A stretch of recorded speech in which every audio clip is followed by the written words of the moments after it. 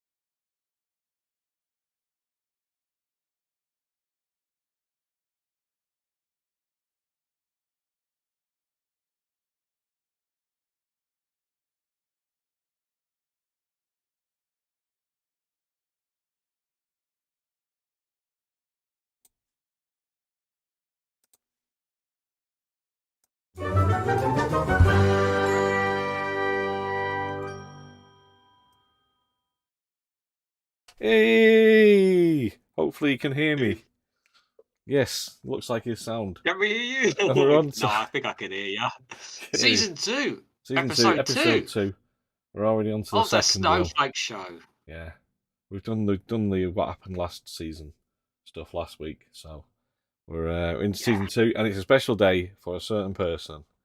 I've got a little special thing. No idea what you're talking about, mate. I've got a little special thing just for you. Just my Lego cup here, Yeah. courtesy of my brother, Bob. So yeah, here it is. Wait, let's wait. Let me just do this for you. What? Play. He's not going to play. There we go.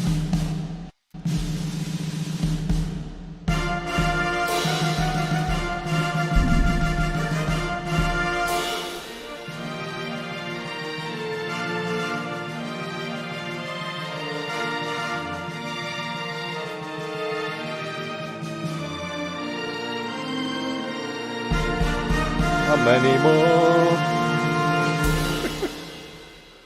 There you go. That was your best surprise, yeah? You happy with that? Happy birthday. It's Regan's birthday today. Happy birthday, mate. Thank you, Lee. Thank you.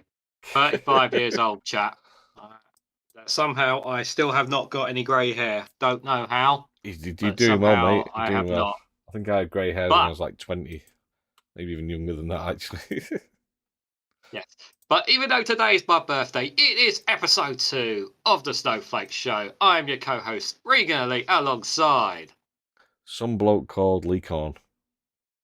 And over the next hour, we're going to give you the latest news that's been happening, as well as some funny and good news to share with you guys.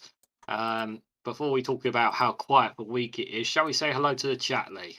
Yes, let's do that. I'm just fixing your picture because I realised I was doing the happy birthday thing. You're like halfway off the screen, so just fixing that. There we go, done. yeah. I'm gonna be like right. So some guy called Regan Elite says good evening all. I know who that is. Okay. Weirdo. Stu K K says evening. Ginger Giraffe says hello. Hi Stu K. Hi Gingers. Susanna DeVita. Hi Susanna. Good evening. Duke Vengeance. The Ice Knights of the Realm. We are the Ice Knights of the Realm. Duke, and you can be one too. Hold up, Lee. I think we've lost the stream. What? Mm-hmm. No. Stream's dropped. No, I got excellent connection on mine. It's got the same. Anybody tell us if the stream has dropped? Refresh. Because it's mine's. I suppose has excellent connection. Sorry, even. Oh, it's dropping. It dropped on mine. Boom, boom. Sound has gone. Jack, can you just confirm it's all right? Number 3 Jack, says can you I'm just okay. confirm in the Says chat it's that the fine. You're stream back. is all right? Because it We dropped must on have my dropped. end. Must have dropped then. For some reason. That's bizarre. Okay, they're saying it's fine. You're Yeah, back. Okay. We're back. Okay. Okay. Sorry, carry on. So Stu K, Ginger's Giraffe, Susan Andevit, Duke Vengeance, hello, evening all. Left to Go to says evening snowflakes. And Ginger says happy birthday. So I take it to Thank you. you, everyone, for all your lovely. Thank you for the birthday messages, guys. Really appreciate it. Thank you. Just 1 year older. Number 3 says hi. Hi, number 3. Susanna Devitz says happy birthday. Mad Monk's evening, guys. Happy birthday, Regan Elite. Hi, Mad Monk. You got your brother's on holiday or something at the moment. Do you ever watch us this week? Is that the case? Yes, that's why he's here. Right. Pineapple Boy says happy B. Hi, Pineapple. Ben Shaw, evening all. Happy birthday, Reagan. Chatty Rat says good evening, folks. Hi, Chatty. Hi, Ben Shaw. Happy birthday from Lefty Bolter. And then I think we're back then after that. It's all. Chatty Rat says, oh, Sound and it's video in is Irish. sound. Regan Elite, happy birthday.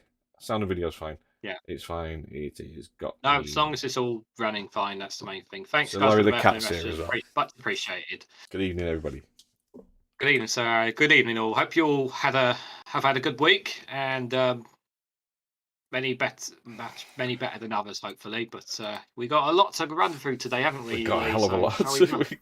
Yeah. It's been so quiet. let's shall we run through the gauntlet? Shall we? Yeah, let's go for the. Let's just dive straight into it with a video, which will get everybody really worked up.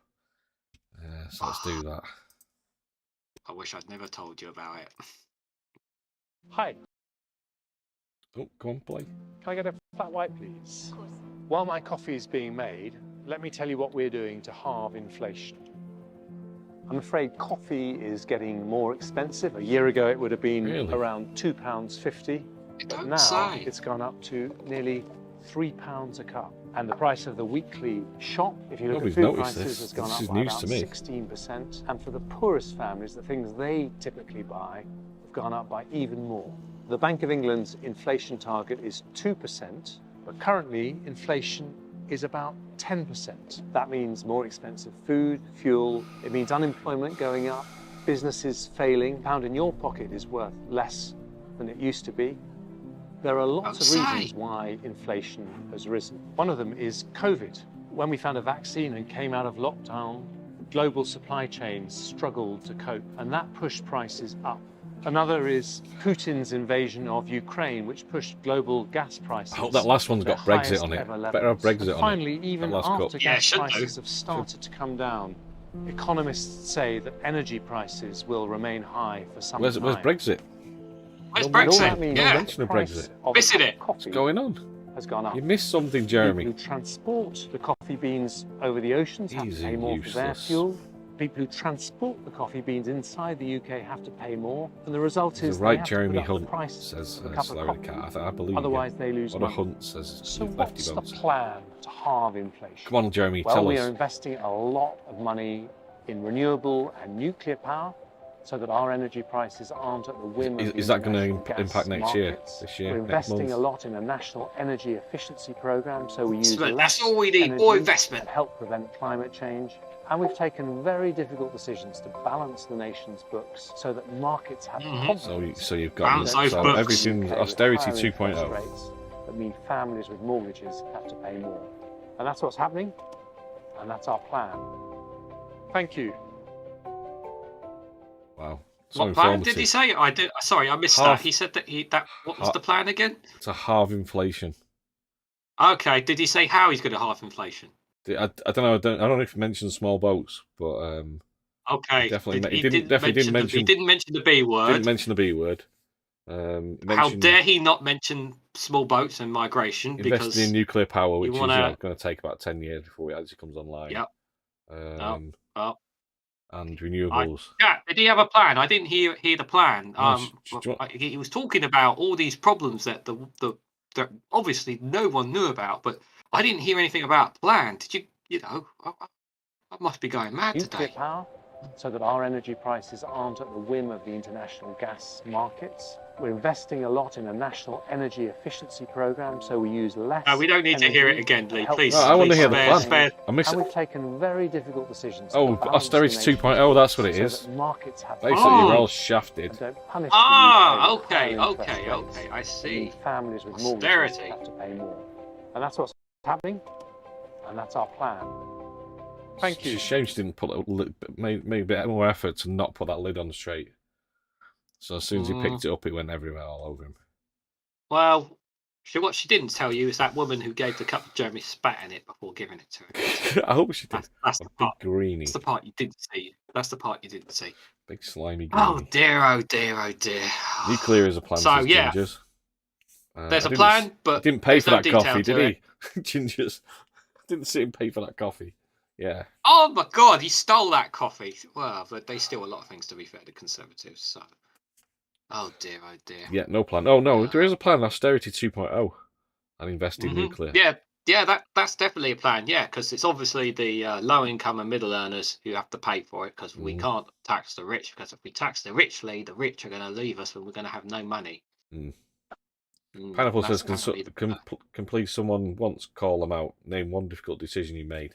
Any more difficult than the decision of heating or eating?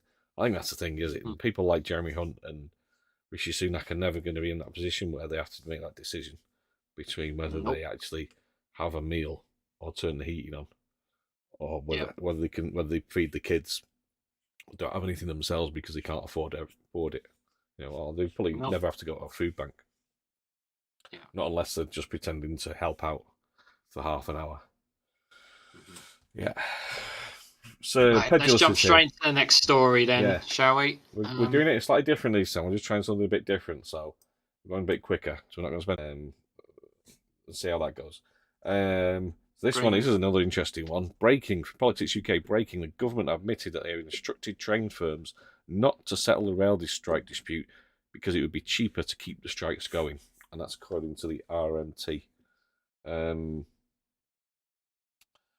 So, RMT Union General Secretary Mick Lynch wrote, today the government admitted that prolonging the rail dispute was part of a deliberate strategy that was dictated by the government's concern to keep down the pay of rail workers, nurses, ambulance workers and teachers. And this confirms that. Mr. Merriman replied, I think this was in a committee meeting today, if you look at it in that particular lens, and absolutely it's actually ended up costing more than would have been the case if it had just been settled. And he's put a link to the Parliament TV. The thing is 2.5 hours long if you really want to go and have a look at it. But I'm sure if Daily Blase is here, he will dig and find that specific part for us. So keep an eye on Daily Blase's channel. I'm sure he'll find that for us. Yeah, I'll put the link to it anyway in the chat. Yeah.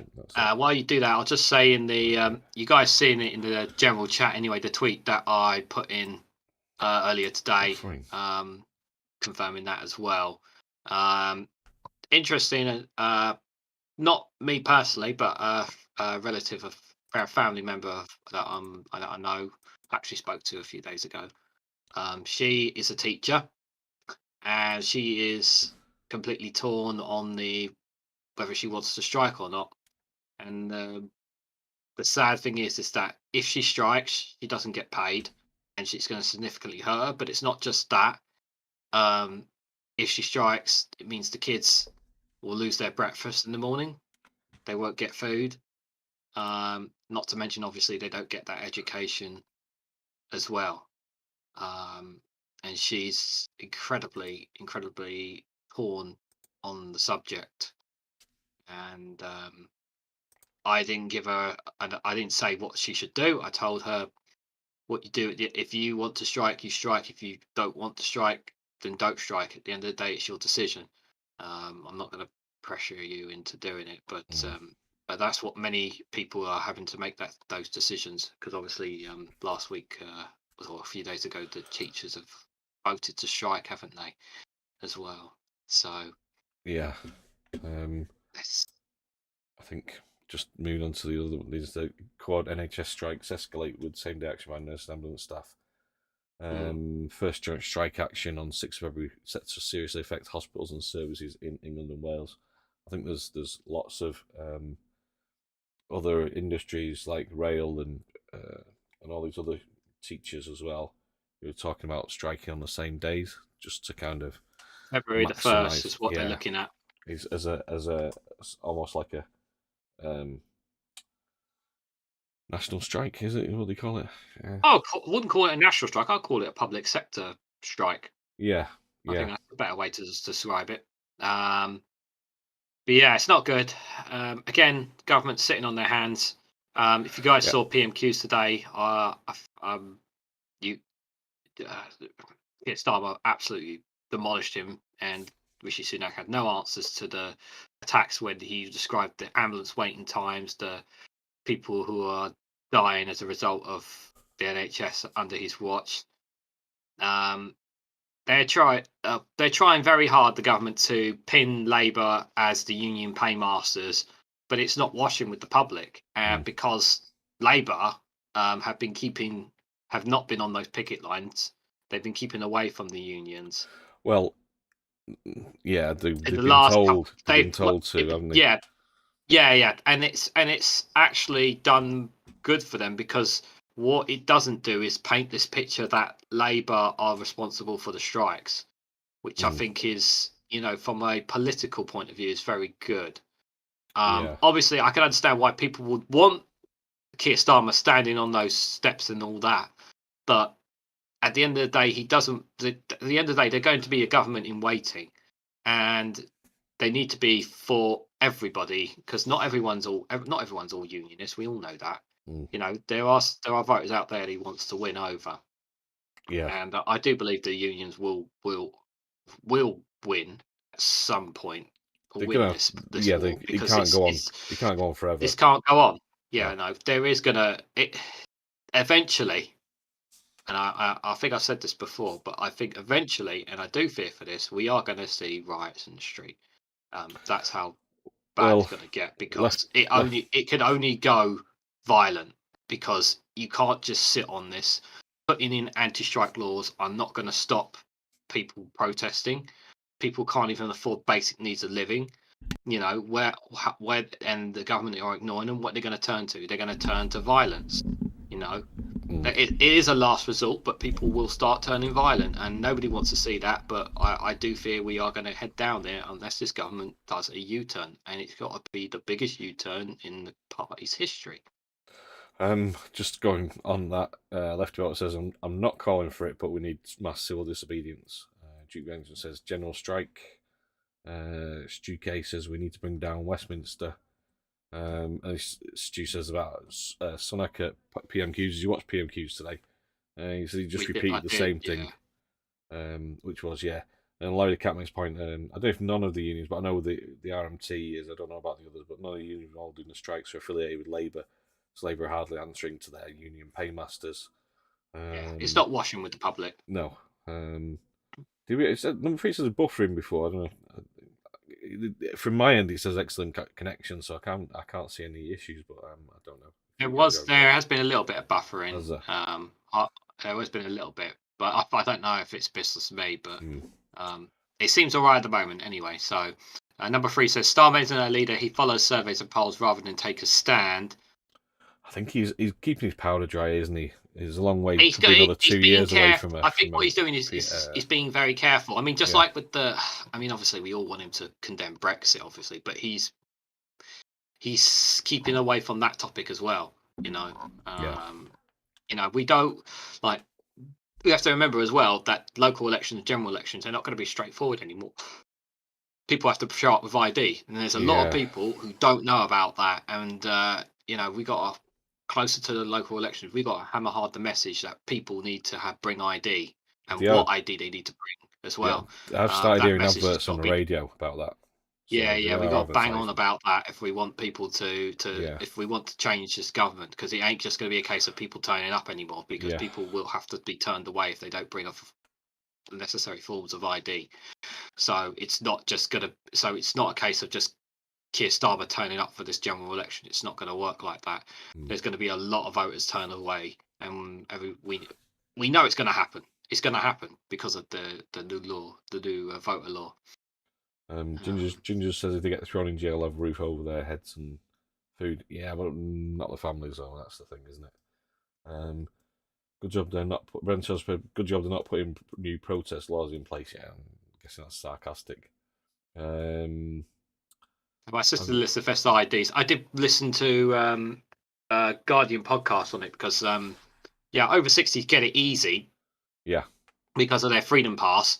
Yeah, But student IDs, Oyster cards with their picture on it, doesn't count.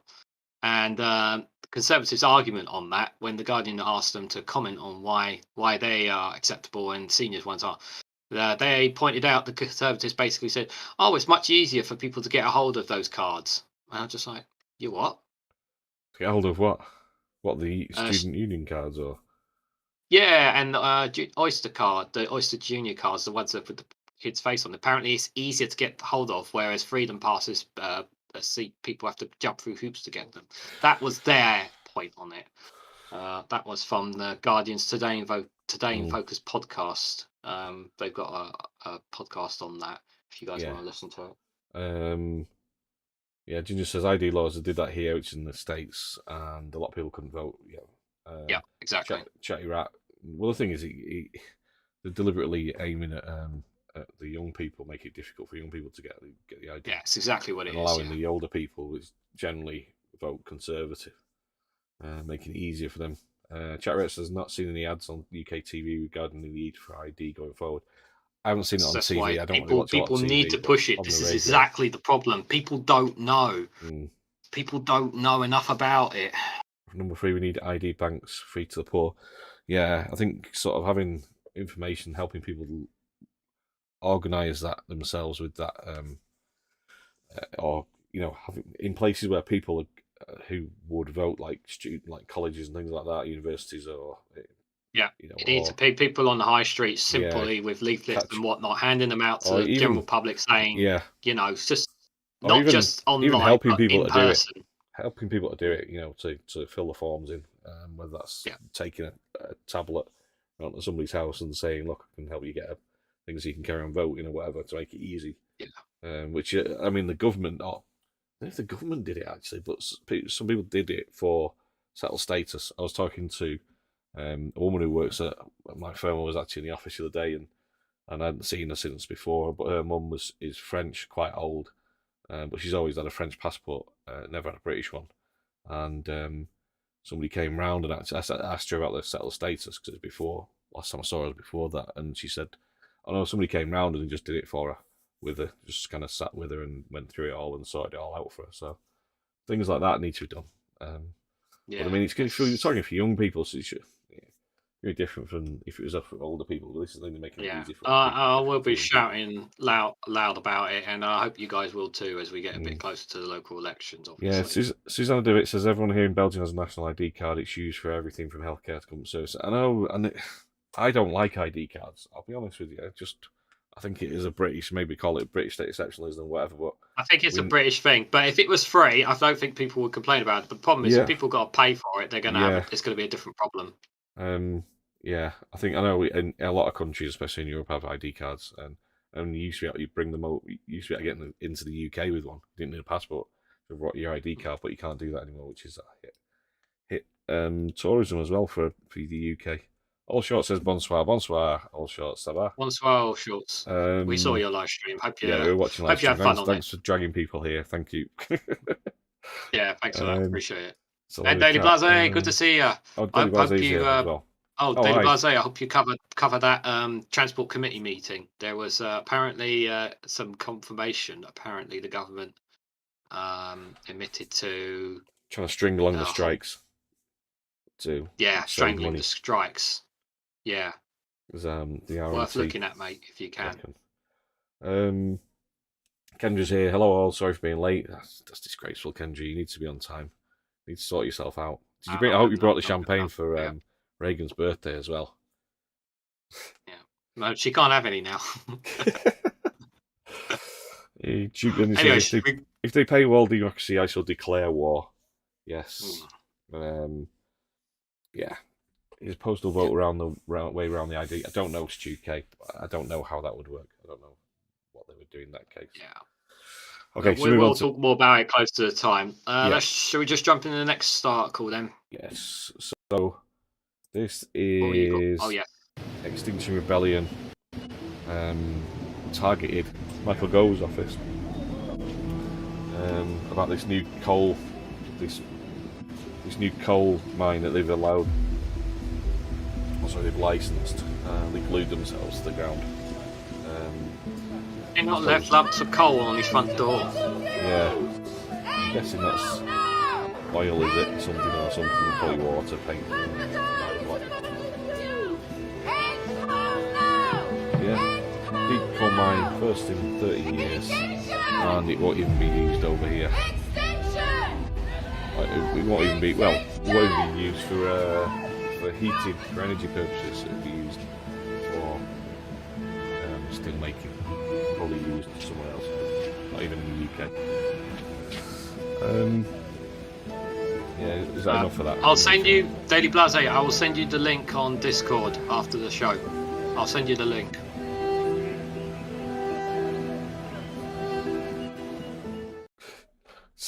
Talking of coal, Duke Vengeance says Govey snorting too much coke to listen. Yes, different type of coke, but yeah. He's snorting the black stuff, stuff, not the white stuff. Ken just says a complete. Oh, what's going on here? Tired of doing Stop talking. Pause. Stop. My God, what am I doing? What's going on? Ken just says a complete nationwide. Oh my God, carry on. And at the end of the week. A complete nationwide transport strike here in France tomorrow. Yeah. Well, that'll be fun. But yeah. But in France, they know how to strike. They know how to hold a strike. Yeah, we need to take more lessons from them. Yeah, I don't know if you mentioned that. Is that the one with Mick Lynch? Daily Blase is asking, I think. Yeah, I said to Daily Blase, I'll send it to him after the show. Yeah, I'll do that for him as soon as we're done. Well, Free says methane may be increasing. Well, in general, or just from those coal mines? I don't know. Lefty Boy says the ladies want to be heard. They do want to be heard.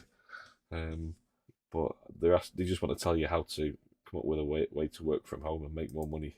It looks like a scam to me. There you go. Yeah.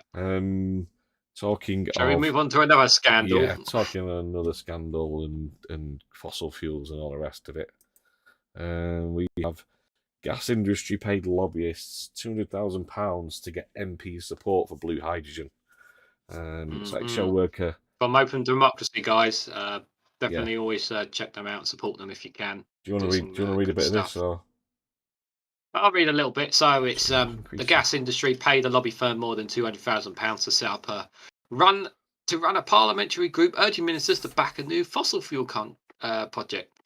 The all-parliamentary group, the APPG on hydrogen, made up of 17 MPs and lords, has repeatedly lobbied the government to support blue hydrogen, which is made from natural gas, and for hydrogen-ready boilers, which burn natural gas.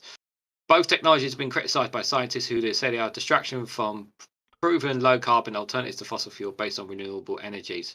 The current and former chairs of the APPG on the hydrogen are Conservative MPs who previously worked for fossil fuel companies that could benefit from the group's lobbying. Yeah, so all party parliamentary group money going in from lobbyists and. Sorry, go on. Yep. Go on, Regan.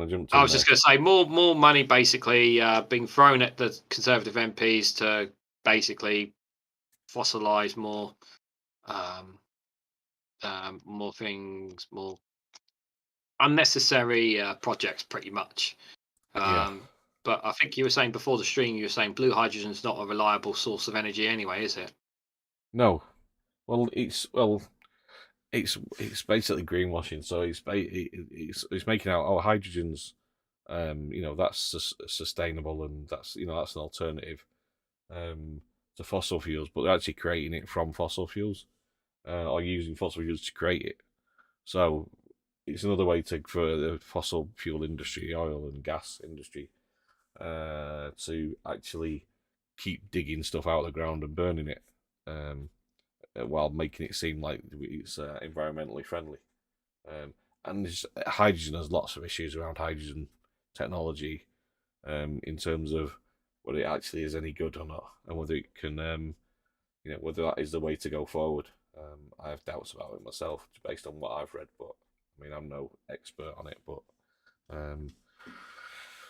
there are lots of issues around the fact that it can it's quite hard. So someone was saying recently that it escapes very easily from pipes. So and the issue is it just it'll just float off into space. You just scroll down a bit, sorry, Lee. Yeah, There's something quite interesting there. On the Parliamentary Standing Committee report, go down a bit further. Bit further down. This is interesting. So they've sent this. This was from the Parliamentary Standard Committee report 2022. If you scroll a bit down, it's just saying private firms, including arms manufacturers, tobacco companies, have plunged 30 million of cash and services into the APPG since 2018. Yeah. The committee produced an interim report in May last year. So, but if you just look a bit further down here, it says they have the role of Connect PA. Until this week, the Connect PA website carried a page that boasted we have placed hydrogen stories in BBC Radio 4 Today, Sky News, The Economist, The Sun, and The Times. But the thing is that I don't recall them talking about it. Well, I mean, that's what they've put in across. Obviously, these are historical stories that they put in. But the all parts of this came out. There's a lot of this because it's kind of linked to the Westminster papers, the thing with Sortus Media and Sky News, which sort of highlighted the fact that not all these donations that are going into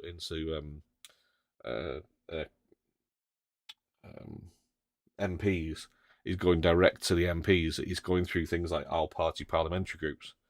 There'll be a lot of backdoor, third party things that the taxpayers don't have a right to see, sort of thing. Yeah, so these groups are basically now becoming. There's a lot of focus on these groups and what they're actually discussing and what they're pushing, because to some extent they're lobbying. I mean, Connect PA is basically a lobbying company now. You shouldn't be able to, under the laws as far as I'm aware, or under the rules of the House of Parliament, you shouldn't be able to pay somebody to lobby MPs for a particular subject. So I don't see how this is how it can be legit. This is going from that to just a bit on Byline Times. They've got they were highlighting today as well. Obviously, we've talked about it before about the Westminster accounts that Sky News produced. Byline Times got an article from today from a bit more on it as well, speaking to it's about sort of speaking about it as well. So second jobs from party donors, Conservative MPs, at least 10, and taking nearly 700,000 in it.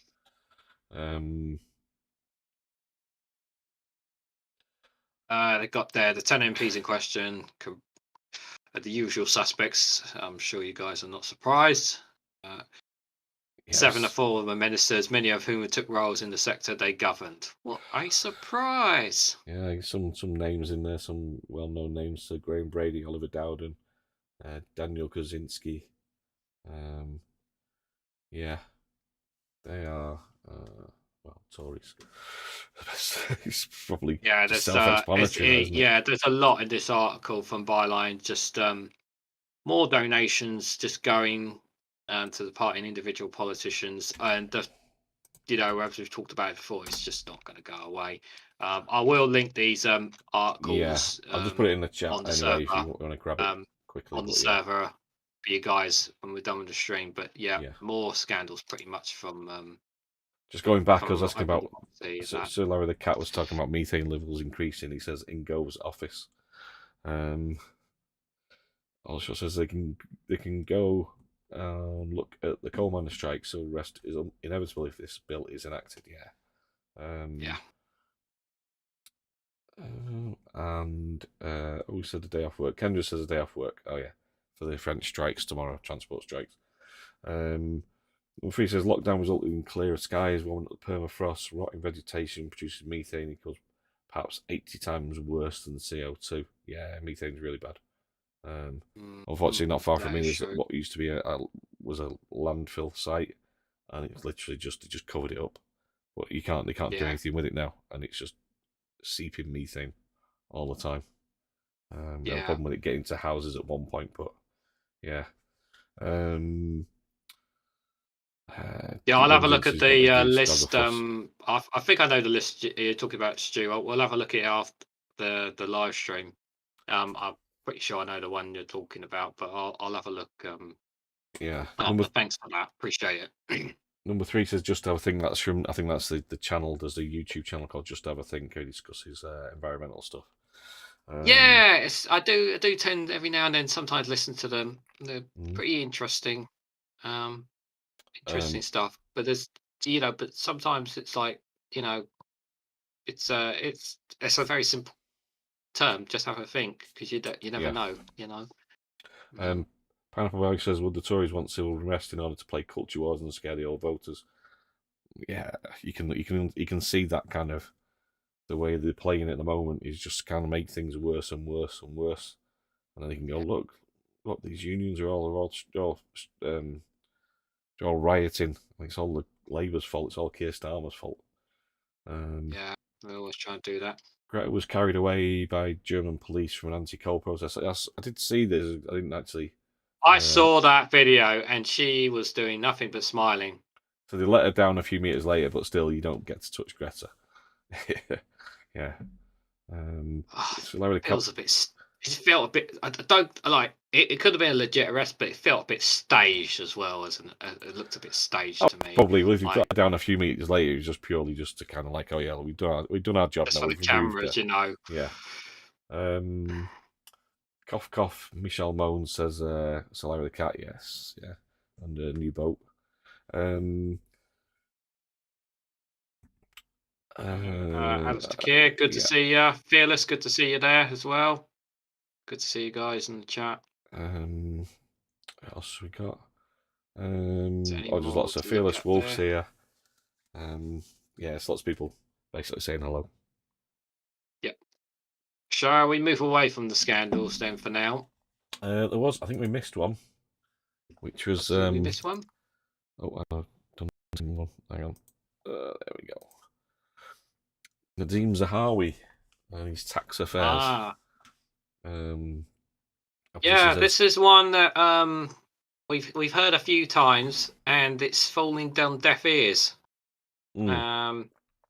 Obviously we know him for the man who kept his lovely horses warm while people couldn't afford to put their heating on. Yeah. They've and Labour's called for an inquiry into it. Yeah. Well, he kind of came. Wish he'd said something at PMQ. Yeah. Well, somebody did actually. One of the a Labour MP did bring it up, but he just kind of skated around it like he did everything else. This was it was released in the Sunday Sun. The article initially, it's obviously like a right wing paper, so they give him a softball story, and nobody else has really picked up on it apart from the Guardian and. What's his name? James O'Brien mentioned it this morning on the radio. Apart from that, so he's basically backpaid his tax. He's obviously dodged it. And there was somebody posted a tweet actually on Facebook I saw this morning was with a little video or little picture of a little post that Nadeem Zahawi posted in 2015 saying Labour had 13 years to sort out tax evasion. The Conservatives just brought in a load of new tax evasion laws. It's like, yeah, right. And he's literally avoiding tax on his own. So, I mean, you can argue that with one or two Labour MPs are doing lots of lobbying stuff. I mean, I saw last week with David Lammy and Jess Phillips. I think Jess Phillips was the other Labour MP in the top 20. of their list from last week, but the vast majority are Conservatives, so they're kind of not washing really well. And to be No. fair, David Lammy, he's on a public radio, so people can call up and speak to him directly. As for the rest of them, they don't speak publicly to the public about it. So And the sort of money they're getting is peanuts compared to any of the Tories. Plus the Tories, he's basically just dominated. That list was just dominated by the Tories. Tory MPs. Right, should we move on to something we haven't discussed much recently, which is a surprise because this is pretty much what we set the whole thing up for, which is the B word. yeah, guys, we very rarely talk about Brexit on the Snowflake Show. Surprise, surprise. It was a surprise, yeah. Well, we mentioned it, but we don't really kind of hit it directly. But so obviously you guys may have heard the news yesterday about British Folk collapsing. What an absolute waste of taxpayer money. We threw money at a company that basically had no customers. Because I was watching the news yesterday with my parents on it, and it was funny because it was like they said that it had no customers. It basically was no startup program and everything, and these guys were throwing billions of pounds worth to basically produce a car factory, electric car battery factory for Britain, and it's never even started up. It's just like, well, most of the British car industry has now disappeared off to Europe or back to Japan. I think there's only Nissan left, and they already got their batteries from somewhere else. We can't play the video, but obviously just the main thing, the very fact that William Hague has blamed Brexit is the thing. Can't play the video, of course, but Brexit is to blame for the collapse of the British electric car battery startup British Volt, causing hundreds of job losses, according to former Conservative leader William Hague. The Tory graduate said the failure of the company, which had plans to build a gigafactory in Northumberland, was part of the damage of the UK's exit from the EU. British Volt made a majority of its 300 staff redundant on Wednesday after appointing administrations when it failed to raise enough funding for its campus site. It's very conservative in self-reflection on Brexit. Lord Hague told the newsagent podcast at the World Economic Forum in Davos.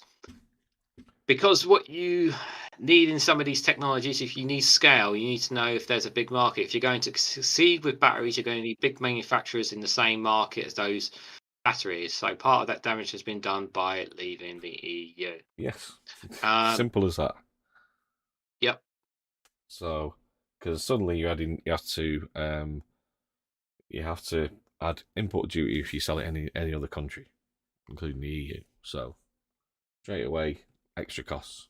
Well, you could just make them in the EU or anywhere else where you're manufacturing cars like Japan. But there you go. Yeah, Labour said the collapse was a disaster for the car industry, and the Scottish National Party said it was an abject failure of a mythical levelling up agenda. Yeah. And MPs on Parliament Business Select Committee have launched an inquiry into the electric vehicle battery production after the collapse of British Volt. Yeah. Yeah. I'll see how far that goes. I don't think it's going to go far at all, if I'm honest. Yeah. Lefty Boat says his horses are warmer than mine, Nan. He's a proper hunt. Number 3 says, is that a new folk song? His horses are warmer than mine, Nan. Solari the Cat says, Peanut Head paid the outstanding tax, but no big fine or anything else. One law for them. Yeah, so he basically got away with it. He just kind of went, oh, I'll pay it then. No fines or anything. Lots of kind of harsh swear words. No customers, no viable products as Mad Monk 33. Yeah, exactly. That's it. 100%. Chatterat says Brexit Vault would have been a more appropriate name. Yeah. Oh, great name, Chatterat. I like that. Yeah. It's this typical of the Brexit Vault. Literally vaulted off with our money. That's literally what they've done. There's a lot of companies that are organisations that the government set up since Brexit called British something, or Great British. Mm-hmm. Great British Con. Stu K says, I was told 5 years after when apparently I paid £100 less tax and they increased it to £500. I bet Nadine didn't get his taken up by 400%. Yeah. No, they've been taking their pay rises, and while the MPs, while the rest of us are getting pittance, and they think there's a problem with. They think and they're the ones saying that they can't afford to give people a pay rise, yet they can afford to give pay rises for themselves and not get fined for tax evasion. Mm-hmm. So Larry Cat says vague might be closer, as in British vague. Alistair Care says they can import the rare metals to make batteries too. That's it. Yeah, again, another Brexit benefit. Yeah. We've got Doug's turned up. Hi, Doug. Ack missed a notification. I hope you're well, Doug. Hope you're Doug. doing well. I've got my Lego mug. If you didn't know, if you missed the start, it's Reagan's birthday today. So he's got a Lego mug from his brother. He's very happy it's with it. It's a bit awkward to be fair, chat. If you actually look at it, I'll show you just briefly. You actually look. It's actually got proper Lego, so you can actually pop a build on it, and it's a proper cup as well. Dig into your fingers, that bit at the top there, and the handle. It does. It does. It does. I bet it's really awkward to drink because of the little things on the side as well. I'm not sure how I'm going to build on it. Yeah, so I haven't got that far. So maybe you guys in the chat maybe can come up with some solutions to it. Number 3 says the tossers in charge still think that we have an empire. They're delusional. Yes. Yeah. Oh. God, Chatterat says rules of origin would result in tariffs into the EU, and also state aid could result in punitive tariffs. Yeah, of course, because he had state aid to set the company up. Yeah. So more wishes of happy birthday from Scotland there from Alistair. Thanks, guys. Appreciate it. 21 again. 21 again. Yes, Larry. I'm 21 again. Yeah. I'm 21 plus, me. I've been for years. There you go. Yeah, 21 plus. Right.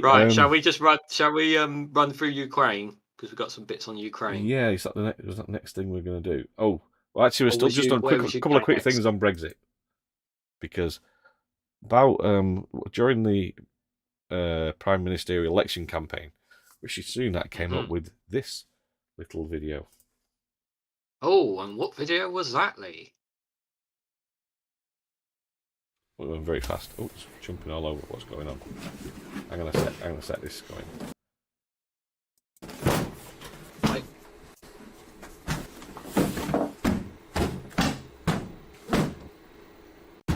You'll remember this, don't you? I bet he had to get somebody to do that for him. That's not him. That's like his body double. It's too small. Oh, right. He can barely that's even not Rishi Sunak. You can tell by the skin colour. Pause it. Oh, the sound. 14 minutes. Oh, the music. Sorry, we have to cut the music. Don't need to hear that terrible, god-awful music. Just in case. Case. Keep Brexit safe, they said. Yes. So, currently, start playing. Going through the Parliament is the bill that would implement this thing. The ministers clash with MPs over plan to scrap EU laws. Ministers have clashed with opposition and Conservative MPs over their plans to scrap EU-era laws copied over to UK law after Brexit. Government's retained EU law bill will see thousands of laws expire automatically after December unless they are specifically kept or replaced. So MPs have raised concerns the deadline will rob Parliament of a meaningful say over what is changed. But minister said it would set a clear timeline to update laws. Ageing, Nusgani told MPs it would ensure laws enshrined inherited from the EU do not become an ageing relic dragging down the UK. Dragging it down, it's keeping it. It's a complete opposite. It's what it's doing. It's keeping us afloat. It's what's allowing us to carry on, really, in a sense, with trade-wise and things like that. Members suggested by Labour to extend the deadline to 2026 and exempt swathes of environmental and employment legislation were defeated after the government ordered Tory MPs to vote them down. A cross-party attempt to give MPs a bigger say of which laws are ditched was also defeated, although a handful of Rebel MP Conservatives backed it. bill was given final approval by MPs on Wednesday. It's expected to run into further significant opposition when it heads to the House of Lords for further scrutiny in the coming weeks. It was interesting. I was reading an article this morning. They reckon there's about another 1,400 on top of those 2,400. So about 4,000 laws, and some of them actually could impact on the Good Friday Agreement in terms of equality rights, human rights, things that are enshrined in that and that have been passed through EU law. So these are, but they're not even giving. They don't plan to give MPs scrutiny of what laws are actually being dropped. So if it's even gonna, I just feel like this is too many. I just feel like this is just rhetoric. Is it really? Are they really going to be able to pull this off before the next general election? well, I mean, I don't think there's enough Conservative MPs who are gonna. Really, every single Conservative MP are going to back this. They know how badly this is going to damage Britain. I think Jacob Rees-Mogg and the ERG are going to be pushing it, but I don't think the rest of the MPs are going to back it. I just don't think they will. I think, I mean, obviously, I could be wrong. Unless somebody comes up with, goes through them with a fine tooth comb and says, "Look, this is what's gonna happen if you ditch this law. You know, this is the impact it could have. This law does this, and if you drop it, you can have real problems." That's what it needs, but apparently they're just doing it. They're just, it's on the minister's government decision to get rid of them or not. Well, the biggest headache is going to be, Lee, if they do this before Labour come into power, Labour are not going to be able to get all these laws back in. It's going to take far too long for them to get all these laws back in, and that's the bigger fear. We're going to be so far set back by the time Labour come into power as well. It's just going to be so damning for the country, for all four nations. I think Scotland will obviously protect Scotland, I believe, and the Devolved administration will do everything they can to try and protect those same laws. But it's going to significantly damage the country for a whole generation. I mean, we're already damaged as a generation because of Brexit, but these are real nails in the coffin for future generations. Yeah. Lefty Vote says, time for a Northwest Independent Party, Lee. Yeah, let's just... Mind you, I don't know, do we have to take Liverpool with us as well? Yeah. As long as it doesn't include Stoke. Just what I could do is just move the Scotland's land border a bit further south. Yeah. And declare it part of Scotland. Just to the top of Staffordshire, bottom of Cheshire. I'll be happy with that.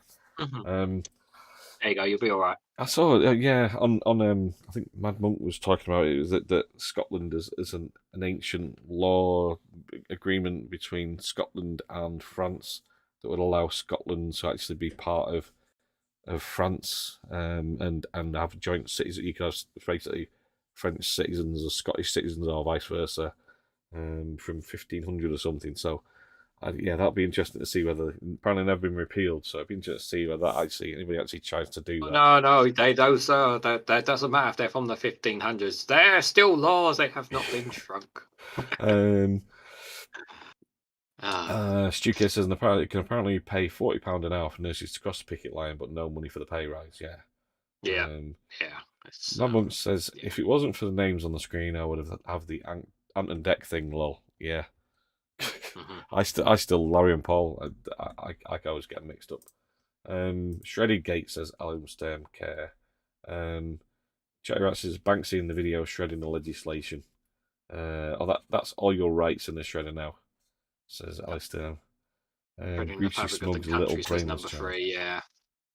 Number 3 says it'd be nice to have a list. Yeah, of the laws that this is going to just drop. Yeah. Number 3 says more recent laws take precedence. I take it's talking about the French-Scotland thing. It's called the old alliance between Scotland and France, says Magmonk. And so Larry the Cat says there are too many factions in Tory party for this to get through. We'll see. Yeah, that's what I'm kind of banking on as well. So Larry, I'm hoping there'll be enough division to stop it. Well, they've passed it. They passed it through the second time now, the second reading in the Commons, just by It's going to get slowed down because the House of Lords are going to slow it down. Yeah, you need lots of amendments from but the they House can't of Lords, stop it. really. But well, yeah, and they can just ignore the amendments when it comes back. So They can do, yeah. yeah. So chat right says the European Convention on Human Rights is embedded in the Good Friday Agreement. Repeal of any EU law giving effect to ECHR provisions will impact on the Good Friday Agreement unless Northern Ireland is excluded from any repeal. Then there's a Northern Ireland Protocol. Yeah. Yeah. Well said, J-Rat. Can Scotland take the South Cast as England could it be called? Scotland South. Oh. Yeah, it's talking about moving Scotland's land border. All right, yeah. just move it. Just store the whole of England can go Scotland. Yeah. Shall we just talk? We'll just talk briefly, not too much on Ukraine, but we'll just talk about the news of the Ukrainian minister among 14 dead in the helicopters crash. This was reported this morning. Obviously, was it this morning? Yeah, it was this morning. I think it happened where it broke. Ministers among dead crash. There has not been any information so far on what caused the crash, which killed the minister Dents. I'm not going to try and pronounce that name. I think they just called him Dennis in the House of Parliament today. Dennis and First Deputy Minister Yevhen Yining. If I pronounce that wrong, I apologise. As well as a child and a nursery on the ground. Apparently landed in the playground of a nursery or very close to a nursery. Yeah. 14 people have died. Yeah. We don't know if it's actually been if it was a missile strike or what, or if it was an accident or. Apparently the weather was really bad. Lots of fog this morning, and they believe that some of the buildings that they normally have lights on the top to aid with navigation or planes. They reckon they might have been switched off because of blackouts. I don't know. That was what they said on the radio this morning. Whether that's that's speculation or what, but apparently it's been really cold and really foggy. So whether they just got lost direction or there was an incident involving that because of that, I don't know. But they're saying that there was no fighting in the area, so I don't know. It'd have to be a long range missile. No, it could very well have been weather, but obviously because of it could have been. It could have been sabotage. The ministers, deeply sad, obviously, because and then also, nice. Sorry, what was that? Yeah, no, go on, carry on. I was going to say, the Wagner Group founder has taken aim at Putin's administration. Tension seems to be continuing between the Kremlin and the private military group's founder, Yevgeny Prigozhin. So what did he say? He said, Moscow's calmed down on foreign media and social networks since the invasion of Ukraine in an effort to control the information space. However, YouTube still remains accessible in Russia. YouTube is the information plague of our times, Mr. Prigozhin said in a statement. He alleged without evidence that 40% of the videos on the platform were politicised and directed against Russia. The military group boss blamed the Kremlin for lack of a ban. There were a huge number of people on Staraya Square in the presidential administration who think only about one thing. If only Russia lost the war as soon as possible. If only Americans would come and regulate us as soon as possible. Those who excuse me, those who are against the closure of YouTube are, in my opinion, people who are traitors to their people and their country, traitors to previous and future generations of Russians. They live abroad, take holidays abroad, raise children abroad, proclaim high values, but nevertheless support the West in every possible way and feed on it. Mr. Prigozhin has been increasingly critical of Moscow's handling of the war in Ukraine, appearing to position himself as a form of opposition to the military leadership. He would like to stage a coup and take over, doesn't he? Wouldn't he? I think there's a bit of a subterfuge going on in the Russian government. I think Putin. I think he's kind of shifting people about, trying playing military leaders off against each other and things like that. Seems to be the way. It's keep an eye on it. Wouldn't be surprised if he mysteriously disappeared. Wouldn't be surprised at all. Shall we? We got two choices now. We can go your favourite, or we can go for the dancing favourite. teacher. You want to do your favourite? Well, Favourite where are we woman. going? Your favourite woman. Oh, which one? Oh yeah, of course. Yeah. Oh, damn it, what have I done here, My you could say yeah, go with her. Oh, I can't. We always love I her. can't help. Go back. I- You won't go back. Chat, it is our favourite woman. We Oh, we hang do a video every week about her now, don't we? Let me just I'll give try you a and- hint. Dystopia warning. I've lost it. Something's gone very wrong, and I've lost it. Hang on a sec. It's coming back now. Oh no. Got Oh the no, Mr. Corn. spinning wheel of doom, but it will come on in a Oh second. no, Circle of Doom. Come on. I think I might have too many things open.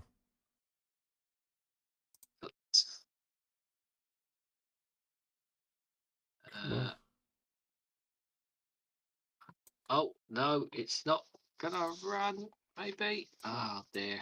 Shall we just skip this one for the time being? We can come back to this one. We can come back to it. It's fine. If I can. There we go. Right. Okay. So we'll go to this We one. go to the Metro Fresno store. Oh no, teacher. we'll go to this one. Yeah, play this one. Play this So one. just let me pause that other one just in case. Oh, it's not gonna do anything. That one is it? I'll have to kill that one and I'll try and come back to it. Right.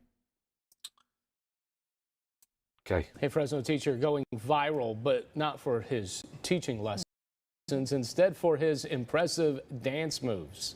You're a jerk. I know. You're a jerk. I know. You're a jerk. I know. You're a jerk. You're a jerk. Yeah, this is a viral video of Tenaya teacher Mr. Austin LeMay breaking it down in front of students at Tenaya Middle School. The video has caught the eyes of millions, including quite a few celebrities. Madaris Bab has the story. You're a jerk. I know. You're a jerk. I know. You're I've been dancing in mirrors and singing in showers for a long time now. I'm glad somebody's finally giving me a little bit of recognition, undeserved recognition. Tenaya teacher Mr. Austin LeMay is typically in the classroom, but when he heard this song from his era at the school's weekly rally, he had to show his students how the dance is done. And I wasn't going to do it because I didn't want it to make it about me.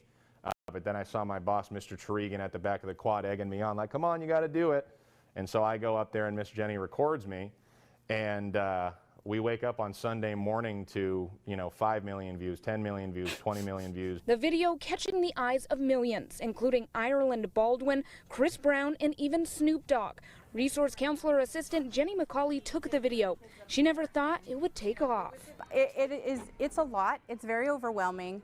But like I said, this is just our ordinary Friday, and it's nothing of difference to us. It just comes with a million views. Mr. LeMay credits his family genes for the killer dance moves and says the best part of his new fame is the positivity, not only on campus but in the comments. The attention is great. We're going to ride the wave of momentum that we can, because I think, if nothing else, this is just an indication of how cool this school is.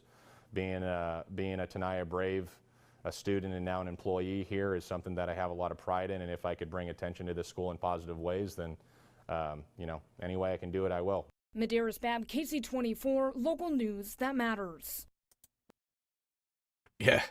Oh, that's cool. I Yeah, don't think super cool teacher showing these kids how these kids can't do the dance move. This is how you do it. Yeah, Duke Vengeance says, I'm not impressed. Kendra says, we love a cool teacher.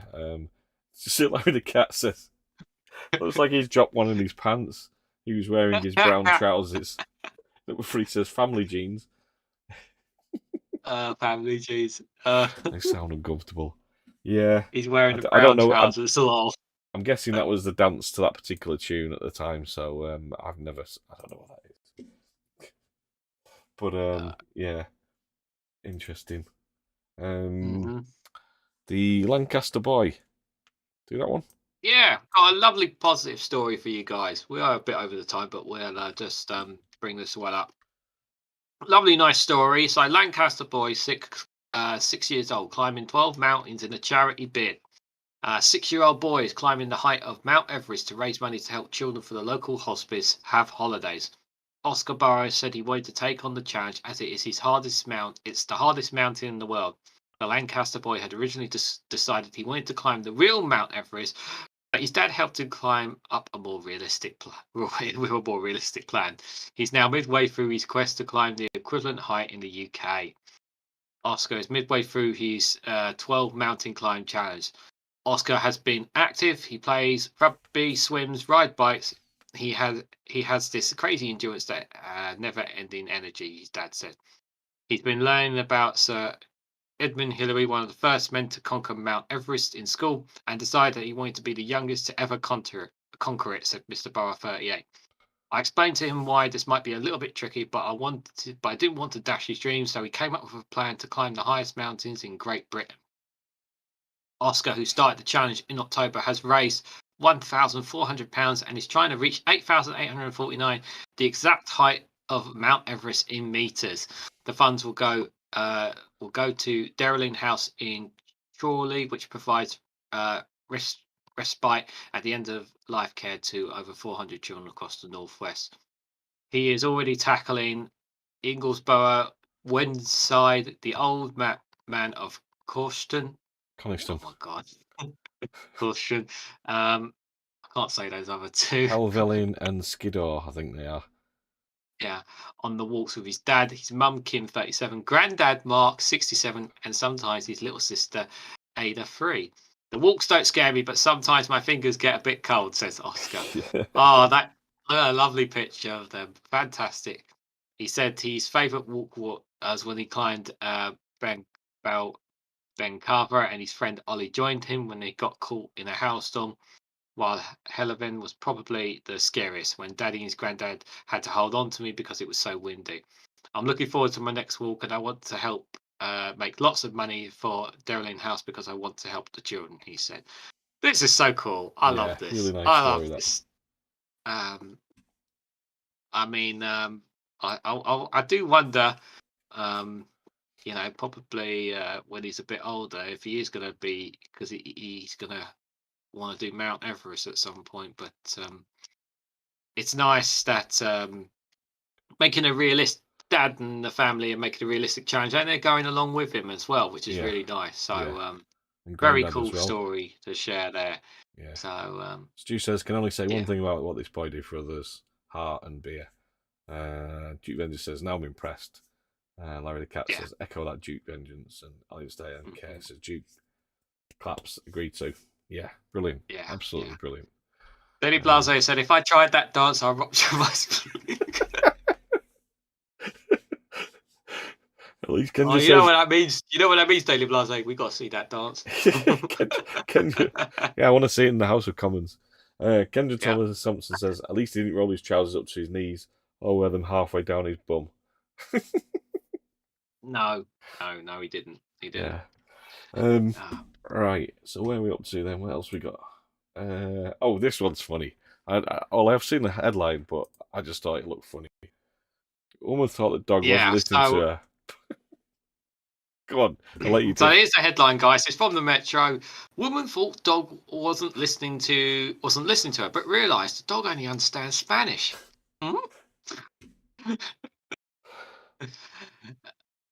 Yeah. So ever wonder why your dog is so naughty? Turns out it could be speaking different languages. Adria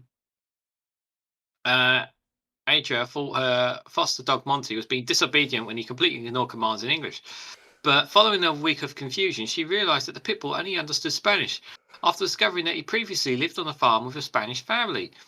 Aria looked up the words for down and let's go, and straight away Monty knew what to do. Once his new owner started speaking Spanish to him, he settled right into his new home. The dog is now on fast track to becoming bilingual. I'm losing my words. Bilingual as he begins to talk English before moving into his new adopted family. Sorry, can you carry on? I'm losing my voice. Yes, sorry. I ran an adoption case manager for children in care from Gainesville, Florida, US, said, I could tell he wanted to. He was listening to me, but he was like he didn't know how. Once I found out about his background and realised it was because he only knew Spanish, I was amazed. There you go, Spanish dog. Spanish-speaking dog, I should say. Pitbull is now a fast track to learn being bilingual. And yeah, I was so happy to understand where the distance came in after I started speaking to him in Spanish. It was like he settled right in. He started getting zoomies, and his overall confidence skyrocketed because of all of a sudden we weren't alien to him.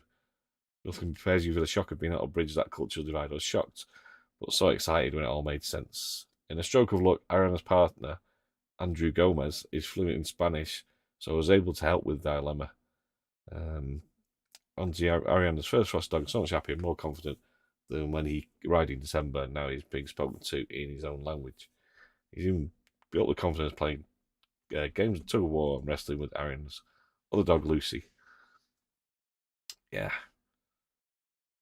Oh, look at that! Bit of a weird. It's a bit weird, you know. It's just like it does. I do find it funny that that it was a bit funny how it came about, but yeah, in the end, it's all worked out. And she says that at the bottom there that she's been trying to tell my boyfriend for so long I wanted to learn Spanish, but I guess the Spanish speaking dog kind of helped push her along into it.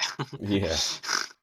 So yeah, That's very cool. very a funny headline, but yeah, cool. Right. Going into this one then. This one is Oh yes. Now, guys, have you been watching Match of the Day lately? Let's see if you guys know what's going on here. I think can win the game. I don't think there's enough experience in the team. Okay. Well, we'll find out shortly. We've an FA Cup winners only policy in the studio tonight. And I don't know who's making that noise, but Alan Shearer is on the commentary gantry alongside Steve Bauer. Alan, it's toasty in this studio. It's a bit noisy as well. I know somebody's sending something on someone's phone. I think it's joke. I don't know whether you heard it at home, but how's it on the gantry? A bit chilly? Yeah, it's very cold. My ears are cold, so yours will be freezing up here, Gary. What do you see in this game tonight, Alan? How do you see it going? Well, Wolves will feel very hard done by because they felt they scored a legitimate goal and they should have been through to the next round. They'll want to try and rectify that tonight.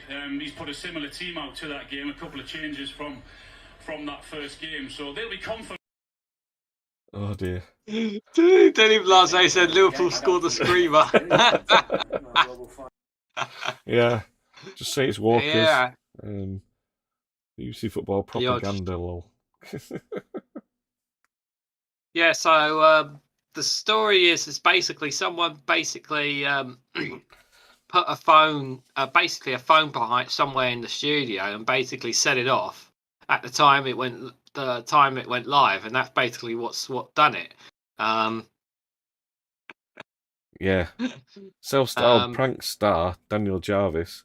She had a video on Twitter apparently showing him in the BBC studio at Molineux Stadium ahead of his live coverage of an FA Cup replay between Liverpool and Wolves. He posted the footage along with a caption, "Yes, it was me that pranked the BBC Match of the Day with the sex phone." He also tweeted Lineker a selfie holding what appears to be the same phone used during a prank, saying, "It was me," along with a winking face. Hasn't got the clip there. Another video shared on YouTube shows Jarvis apparently ringing the phone planted in the studio. And then later tweeted a picture of the mobile phone telling his followers, "Well, we found this taped to the back of the set." As sabotage goes, it was quite amusing. So this guy's done quite a few different things in the past, and he's got in trouble with it. Although this time West Midlands Police said, "We've liaised with the club and are satisfied that no criminal offence has been taken place." Although I'm not sure how that works because the studio was in the football in the stadium, and he's actually well, he obviously must have violated something, but the BBC said they are still investigating apparently as well. Yeah, so he was handed an 8-week prison sentence last October after being convicted of aggravated trespass. His sentence is suspended for 2 years, and he's banned from attending any venue where a sporting fixture is being held in England and Wales for 2 years. So surely he's broken that part of his suspension. But he's done. I'm just going to share this comment with Ben Shaw. You might know this one. He said, "That's actually what a harassed owl sounds like." Oh dear. For those who join us on Games Night, they will know exactly what Ben is talking about with the harassed owl. Yeah, you will have to join us on Games Night if you want to know what the owl harassment is all about. Yeah. Oh dear. So Meg Chatterat says when Meg Ryan when Harry met Sally. Yeah. That's the phone that he found actually taped stuck to the. I see he's gone to no expense in getting an old Nokia phone. Kendra says, "Just say it's Walker's." He's disrupted snooker matches with whoopee with like fart sounds. UK snooker championship. He invaded the Champions League final. Managed to run on the pitch and celebrated Real Madrid's win over Liverpool. He ran on the pitch telling bemused-looking Vinicius Jr., "We've done it, brother," and then mingling with the rest of the squad, shaking hands with Gareth Bale. And he's done a few other things as well. No, yeah, that's it. He ran on the oval pitch, tried to run onto the Six Nations game, basically got rugby tackled as soon as he ran on the pitch. So he didn't get far then. No. Yeah, it seems to be that's his YouTube channel. He's just doing those sort of silly stunts. Yeah. Rhymes with Jeremy Hunt. Have you got that video for the end of the show, or Super Tansky, or not? Well, let's see. I'll just try it again. Let me just. Yeah, while you try that again, I'm gonna have to kind of just let you disappear for a second. Things up. So, guys, obviously we've gone well over the time again, but that's all right. So, just want to say a massive thank you everybody who's been here and supporting the channel. We also want to say a big thank you because a lot of you guys really have helped us. We hit over 160 views on last week's Snowflake Show, and that's because of you guys helping supporting our channel. So a big thank you to everyone. If you can, before you guys head out the door, obviously make sure you hit that like button, because obviously that like button does help support the channel, helps improve the algorithm. Of course, if you can, share the live stream across our other social media platforms for us, would be greatly appreciated. And also, if you hit that bell notification icon next to the subscribe button, you'll be notified of when we go live, because you never know, we may end up doing it on a different day. So you never know when we could be going live. Also, as well, for the over 160 people who may be watching this over the next course of the next week, subscribe, join us. Don't be afraid. It don't cost you anything here to do so, guys. It all helps. It all helps in the end, and it don't cost you a penny, which is the good thing. And also, guys, as I've already mentioned today, we have a server. It's completely free. It's the Snowflake server on the Discord channel. If you guys haven't already joined us, you're more than welcome to do, because we also do games nights, we do movie nights. We've got a music night coming up in a couple of weeks as well. I have lots of, obviously we post lots of, what's happened to me? I've shrunk there. Apologies. There you go, you're back. I got shrunk there. Lee's trying to cut me off. Obviously, got lots of, we do lots of stuff going on the server and events, as well as posting, trying to post as much news and content for you guys as well, so to keep you up to date with what's going on. As well as we try to plug other great YouTubers, just like Daily Blase, All Shorts, Robert Spear, Bowler Hat Man, just to name a few that we plug. So we are a community for everybody, not just for us. It's for a community for everyone, and everybody is welcome. Yep. Don't forget to like it, because if you don't like it, you're a Tory. Yeah, that's true. If you click the thumbs down button, you're apparently a conservative. So I don't even click it. Don't even click the thumbs up button. You're a Tory. Oh. So just to confirm that you're not a Tory, just click that like button, and then we'll know. Yes, that does help. That does help. Yes. Yeah, Lefty Water says don't forget to leave a comment on the actual video. That'd be good. Yeah, comments help as well. Yeah, any comments, guys, any feedback's always greatly appreciated. It helps. Again, it helps the algorithm. So any feedback's always appreciated, guys.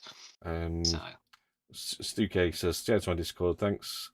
Mad Monk says I tried to let folk know about your channel. Thanks, Mad Monk. I know you do. We appreciate it, Mad Monk. Thank you so much. Yeah. Give our love to you and all your friends up in Scotland. Yeah, family. Ali Stern care. Love to the family. Mad Monk. Sorry. Love to the family. Love to the family. Alex Stern care. It's calling it early. Got early start. Enjoyed this live. Done. Shared and liked it. Thanks, Alex Stern. I'm sorry, you've probably already gone. Thanks, Alex. Good night. Duke Vendor says, I'm always afraid of sheer LaBeouf. Okay. She's gay. I'm on there and got you a new member. Oh, thanks, Stu. Oh, thank you. Thanks, appreciate it. And Stu, yeah, he's done over an hour ago. And Alistair says, click the down button, but do it twice, just to emphasise that you really hate it. How much you hate it if you are a Tory. Casper, hi everyone, I'm so late. Yes, you're so late, we're about to finish.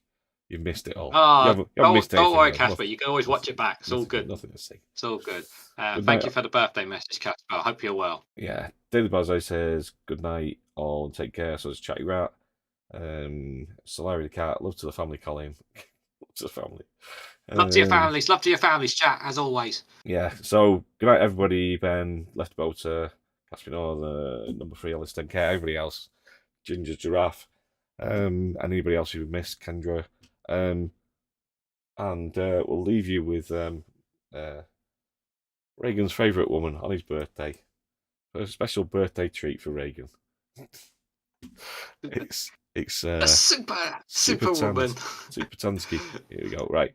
If we don't see you in the chat afterwards, have a good week, and we'll see you next week. Take care. We'll see you guys next week. Take care. Dystopia warning, obviously. For those of you that are politically aware right now, you have my sympathy. Shit's pretty real, isn't it? It's like a collaboration between Orwell, Aldous Huxley and J.G. Ballard, directed by Charlie Brooker. Everything's fucked, mate. It's like turning up to a party when all the drink and drugs have gone, and it's just a bunch of fuglies sitting around watching some twat play Wonderwall on a guitar. Those of you that are unaware, you lucky bastards. Little heads up though, you know those tabloid headlines that you gobble up like a hungry goose? They're written by non-dom billionaires, people that don't even pay taxes in this country but tell you how to think and have private meetings with the Prime Minister to figure out how best to con the shit out of us and cash in. And the government have been Leveson too, obviously, because this government don't like accountability. They like cocaine and sex workers, allegedly, definitely. What? Not like you can rely on the police to do the right thing either. The commissioners will do whatever it takes to get themselves a peerage or a payoff, whilst ignoring the rapists, the murderers, in their own force. Over 1,000 investigations currently for domestic violence and sex crimes against officers, at the exact moment that the government are giving more power to the police. What about Nadeem Zahawi? Dodging, evading, millions in tax. Same guy that claimed thousands on expenses to warm the stables of his horses. What do you think would happen to me or you if we did that? But yet there's a media blackout. No charges brought. Because Tory MPs use and abuse their positions and use the pretence of running this country as a front for their own criminality and indulgence. And the police let them because it's a fucking racket. And one of the most offensive things is that those jebens that are in charge of 67 million of us have the collective IQ of a baby whose parents were a brother and sister that fucked. We're being ruled by blue kip. Clamping down on protest, are you? Of course you are. That's what dictatorships do. They also make thinking about protesting a crime. And if you're still basing your political decisions on whether or not someone has a good haircut or a good suit, you're bending over and allowing yourself to be conned. Banning protest, are you? Okay, I hope you get fucking riots. Every public service we need in this country is on its knees and we're paying taxes for our arseholes. And the moment when shit kicks off cannot come too soon, in my opinion. People are getting angry. Fucking brilliant. Oh, a general strike is illegal. So is most of what those fuckers are doing. So he finally sold the house. Congratulations. Yeah. I'm really pleased. Did you use purple bricks? Stop. It won't stop. It won't These stop. adverts. Good night, everybody. Make it stop. Yeah, they're proper estate agents. Real people. Bye.